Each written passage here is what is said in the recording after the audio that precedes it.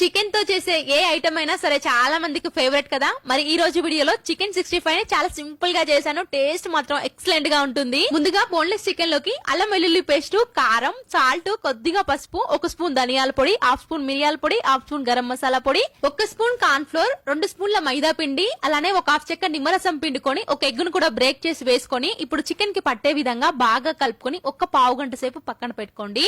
తర్వాత 1/2 కప్పు పెరుగులోకి కొద్దిగా soya sauce, red chilli sauce, vinegar కూడా వేసుకొని బాగా కలిపి పక్కన పెట్టండి.